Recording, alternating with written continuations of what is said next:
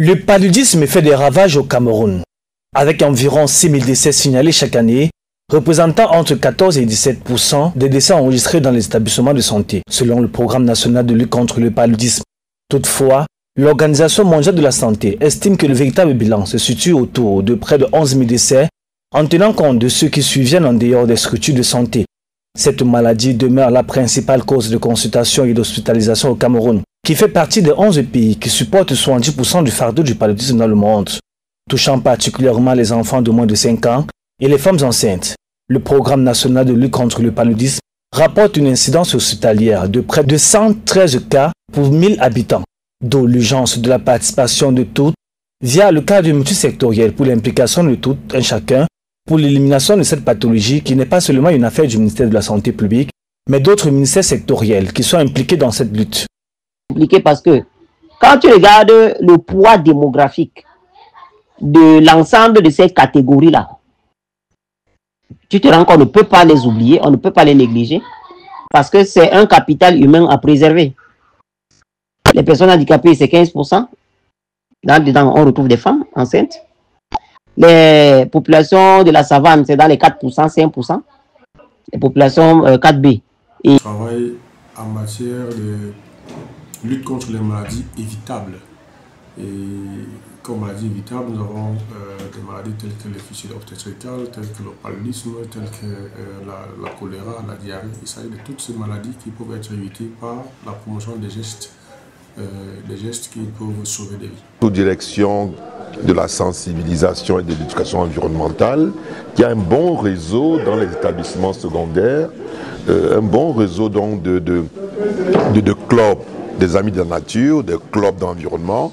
L'Organisation mondiale de la santé estime le nombre annuel de cas à 6,7 millions, dont près de 30% des visites ambulatoires sont liées au paludisme. Le cadre multisectoriel, adopté il y a quelques mois, dont l'objectif est de réduire de 75%, vient alors renforcer le plan stratégique du gouvernement qui est de réduire à la plus simple expression d'ici 2028 le paludisme au Cameroun.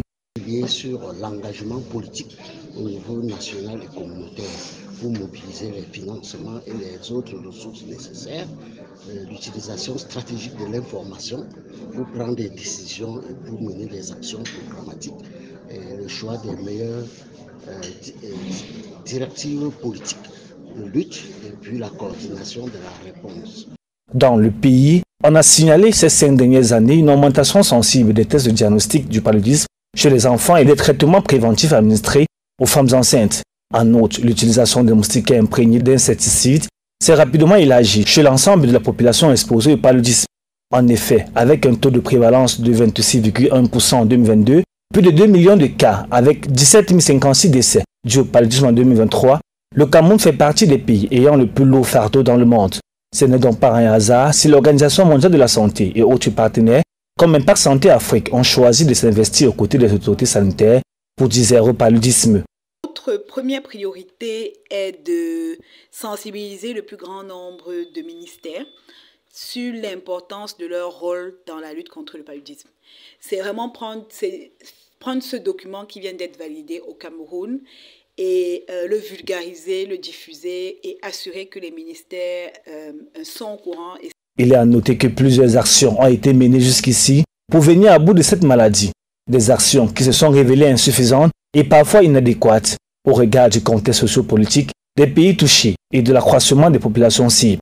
Il est plus que temps d'agir efficacement via ce cadre multisectoriel si l'on veut sortir le Cameroun de ce tableau sombre.